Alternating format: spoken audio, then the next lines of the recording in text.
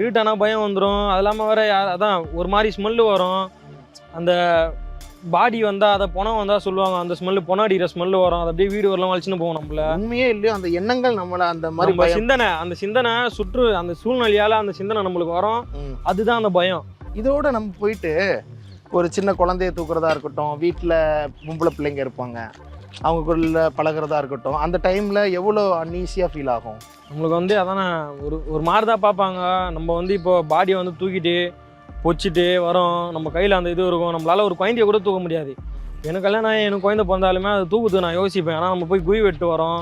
நம்ம வந்து ஒரு ஆஃபீஸில் உக்காந்துட்டு வரல, குழி வெட்டு வரோம். அந்த இடத்துல பணம் இருக்கும், எலும்பு இருக்கும், தொட்டு வரணும்னா தான் கைக்கு வேணாலுமே நம்ம கையில் அது இருக்கும். எப்படி நம்ம அந்த கைந்தியை தூக்கும்ன்ட்டு நம்மளுக்கு ஒரு கில்ட்டாக இருக்கும். ஒரு அம்மா கிட்டே பேசினாலுமே ஒரு மாதிரி தான் இருக்கும். இப்போ மழை பெய்யுது இல்லை, இப்போவே மழை பெஞ்சிக்கிட்டு இருக்குது.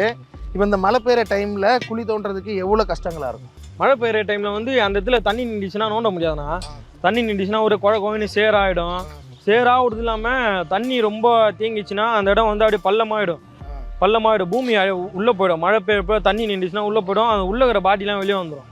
1-2 திரும்பியும் அதெல்லாம் எடுத்து நாங்கள் பொதிச்சு திரும்பியும் போடுவோம், மண்ணை போட்டு திரும்பியும் மூடி வைப்போம். ஏன்னா நாயெல்லாம் வலிச்சுன்னு போயிடும். அதனால் அந்தமாரி ஆகக்கூடாதுன்ட்டு நாங்கள் யாருன்னாலும் சரி எங்கள் கண்ணெதிர்க்க பார்த்தோன்னா நாங்கள் திரும்பியும் அதை பொதிப்போம்.